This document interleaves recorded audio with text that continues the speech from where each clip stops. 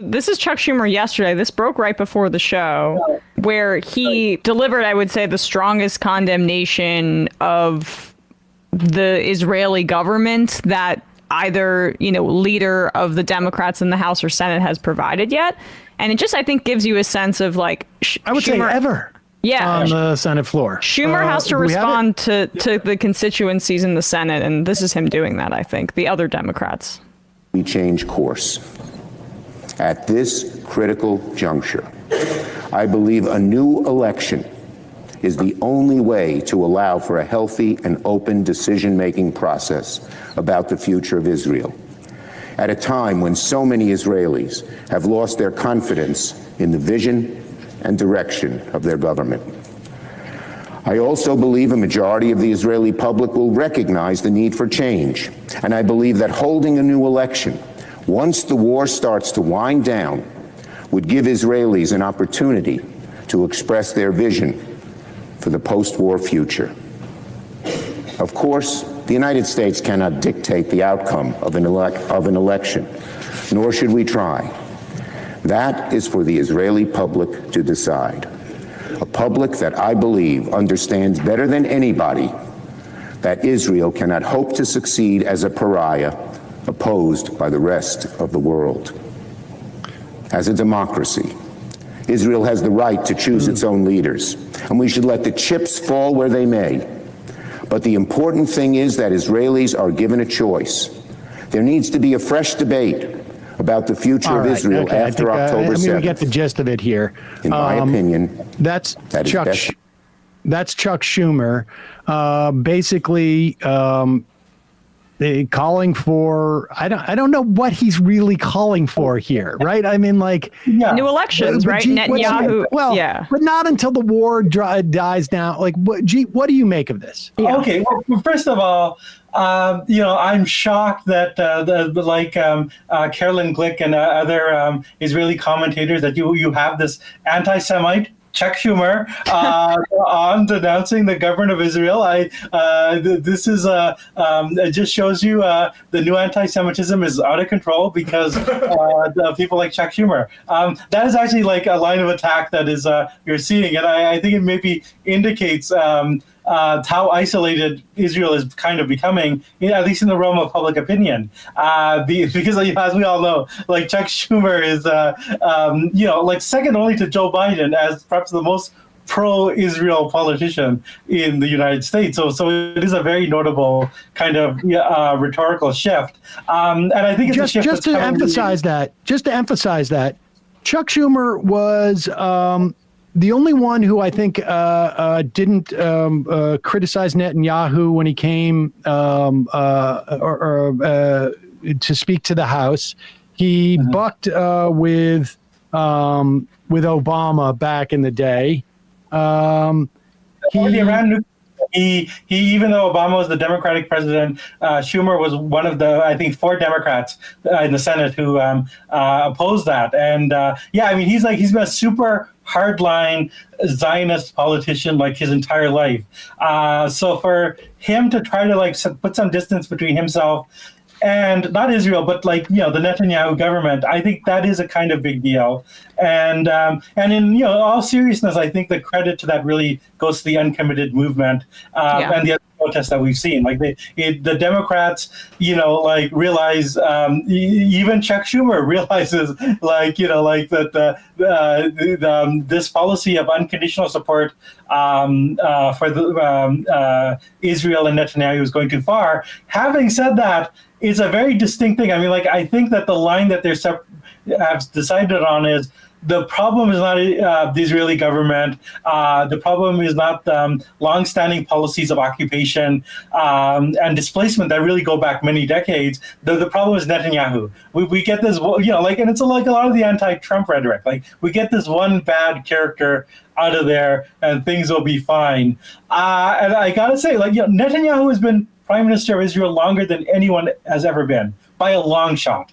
And the reason is because he kind of represents the consensus of opinion of Israeli Jews, not the 20% of the population that are like Arab citizens of Israel, and certainly not the many more Palestinians who don't have citizenship but are under Israeli rule. But among Israeli Jews, I think it's fair to say Netanyahu has been a pretty good politician representing public opinion.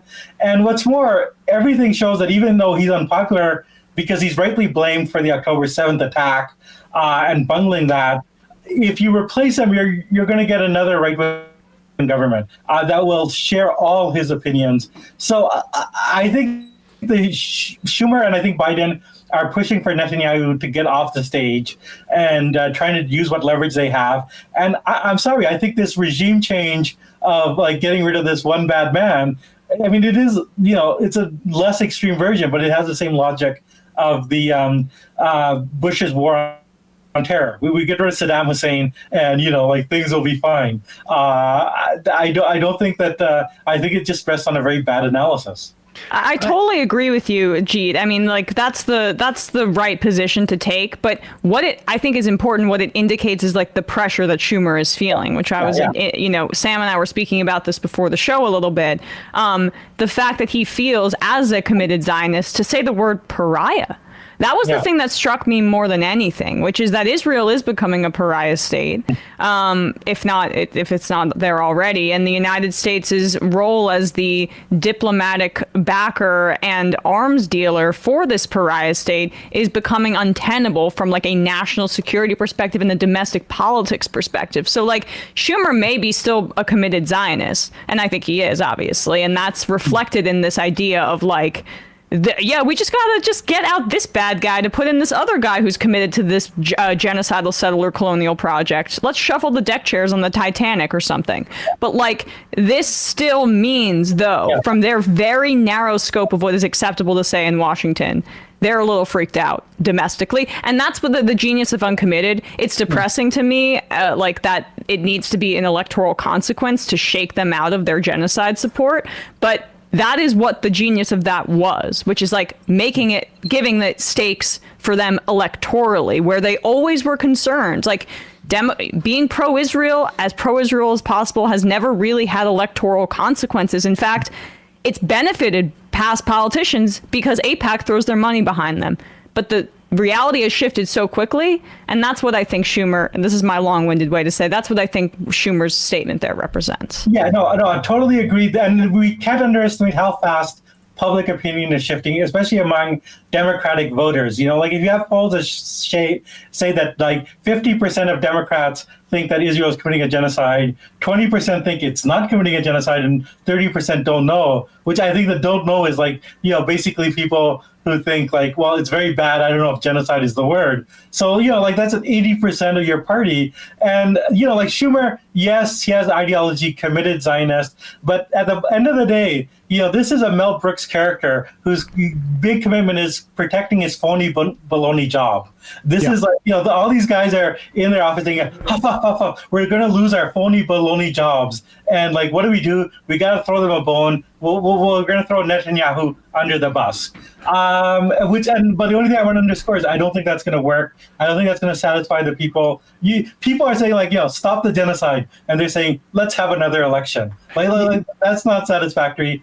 And the other point, I mean, I don't want to go how long you guys want to go into this, but I don't think it's good for the United States to be so involved in internal Israeli politics, or for Israel to be involved with internal American politics, in which Netanyahu has done. He's basically been a... Well, let's Bradley, put up this image. This is, what is it, number 7, I think it is? That headline, what was it? Number 7. Pop this up. So this is Bibi Netanyahu. This is a story not too from Haaretz. 2012. In 2012, Netanyahu stars in Florida election ad warning against U.S. apologies on Iran. I mean, he was weighing in. He wanted.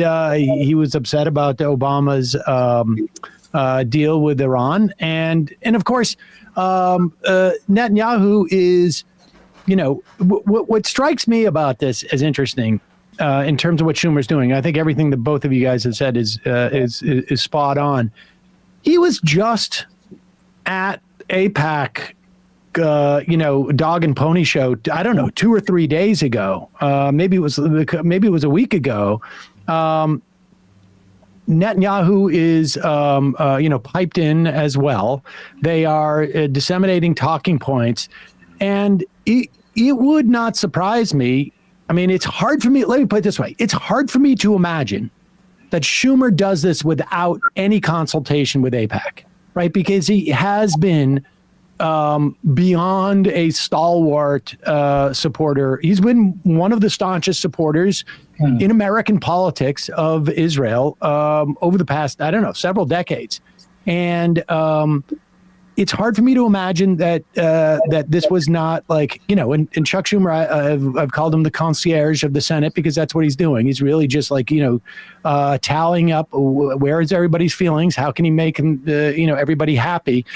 It wouldn't surprise me if this is a way, this was not only pitched as a way to sort of like throw a bone domestically in terms of politics, but also to slow the roll of the desire of people in the Senate to condition aid. Mm-hmm. Like this is to let a little air out of that tire. And that makes sense. Although, I think that Schumer was gesturing towards conditioning aid, but I mean, as a kind of like a threat in the future. So he's trying to like kick that can down the road. Yes. And like, he's conditioning his proposal to condition aid is basically what he's doing. Yeah, exactly. So like let's wind down the war. Let's have an election. Let's get out Netanyahu, and then, but if things are still bad, then maybe we'll think about getting rid of military aid. Like it is a delaying tactic, but it is a significant. The fact that they feel like they have to do this, they feel like they have to pretend to care, right? I think the shocking thing at the early part of the war was they basically thought really one of the great mass slaughters of the 21st century, people, citizenry being killed at a rate that you have to go back to the Rwanda genocide to match. They were well, that's just what we're going to do. And now they realize they can't do that, and they have to pretend that they're doing something. Not that we should take comfort in, but we should hold them more accountable. I mean, to me, this means that anyone who's involved with uncommitted, just ramp up the effort. Just get out the votes. This indicates it's working. It's creating that pressure. And I think also they're terribly afraid of, the announced plans from 2 days ago to put 1.4 million Palestinians in the Rafah area into humanitarian islands. Landlocked islands, incidentally. Islands are not surrounded by land, incidentally.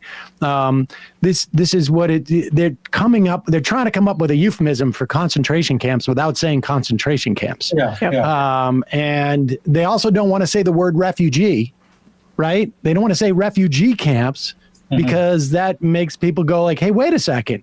Refugees, what's going on there? It's a fascinating sort of turn of phrase. But also, I mean, if they are refugees, they actually have rights. There are international agreements, which is both Israel and the United States have signed for the rights of refugees. So yeah, exactly. They're creating. I mean, the thing is, Gaza has since the fake withdrawal of 2005 has been a cage, and what they're trying to do is make it a smaller and smaller cage, and a more brutal cage, and they think that's going to solve their problems.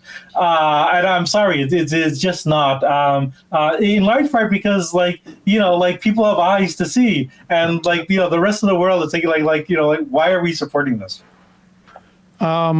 Let's turn to the fact that both nominees this week have clinched their nomination, and it appears that it's been like this for a while. It's getting more and more official, I guess, that Donald Trump and Joe Biden will run against each other. What was your sense? I mean, where do you put the race? Is it any different after the State of the Union address and like sort of the idea that there's some type of clarity as to what's going on? And well, this was always the Biden campaign's whole theory that, like, you know, like that, okay, our numbers are bad now, but once everyone realizes it's Biden versus Trump, you know, like people are going to have a wake up call, a come to Jesus moment, as Biden would say. And it hasn't happened. I mean, like there has been no bounce in the poll, even like, you know, very pro Democrat pundits like Ed Kilgore in New York Magazine acknowledge that. The State of the Union has done nothing, and the so-called clarity of Biden versus Trump hasn't done anything. So I mean, I think one worrying thing is that the whole theory of the Biden campaign has been shown to be disproven. Like they thought, like, oh yeah, people are grumpy because of Gaza, but you know, Biden versus Trump, we're going to win that. People don't want Trump. And I am sorry, the polls are just not showing that. But there is no rally to Joe Biden. What's interesting is that I definitely, to the extent that the State of the Union did anything, I think it did like sort of quiet the some cohort of critics in the Democratic Party that Joe Biden's too old, or, you know, not old in age, but old acting. Let's put it that way, so that I'm not considered ageist by people. But he's too old. He does not seem to have the vigor, except for the State of the Union address he did. Now, you know, I don't care, frankly, how he got that vigor. If it's something that can be maintained, then it's something that can be maintained. I worry about the side effects. Let me just put it that way. Whatever is making him vigorous, if they have some side effects, you know, I'd want to talk to a doctor about that. But whatever. No, I mean, okay, the age discourse has kind of fallen away, except that, you know, like we always knew he could deliver a speech or, you know, go in a debate. You know, you have the, you know, 90-minute setting. That's okay. The question is, like, you're actually running a campaign, and like normally you have to actually go out there and do rallies and talk to people. And there's a lot of reporting on this. I like a particularly good report on NBC. Basically, they are like trying to hold smaller and smaller events. Like Joe Biden is basically like, you know, aside from the State of the Union, he's in the witness protection program. He's like somebody who ratted out on the mafia, right? Like so if they hold, you know, when he did the big speech about announcing student debt relief of 1.2 billion, it's in like Los Angeles, a city that does have universities and colleges, but he actually they didn't announce it ahead of time. They went to like a small public library, had a very select vetted group of people, and had the smallest possible event. So that's because of Gaza. Yes, it's because of Gaza. Yes, he's been doing that in Gaza. I mean, that's a separate issue as to whether he's capable of running a campaign. No. You know, yeah, I mean, Gaza has ramped up the sort of, you know, cloistering of Joe Biden. But even before Gaza, like they actually did. No, I remember the reporting. I think sort of indicates even before Gaza, his schedule has been very controlled for a president, 100%. and he has not been. I mean, even like 2020, like, you know, like he got away with it because of COVID, right? Like he kind of was able to campaign without that. The whole plan all along was to have a Rose Garden re-election campaign where he just have to come out and give speeches in the Rose Garden, not really deal with people. I don't think it's gonna. I just like, so for me, the age worry is like, you know, is he actually gonna be vigorously campaigning out there? And if he's not, like, what is the alternative? Can you get Kamala Harris? We know what the alternative is, though, and the alternative is the one that they have already, you know, sort of more or less articulated, which is they want this to be as close to a referendum on Donald Trump as possible.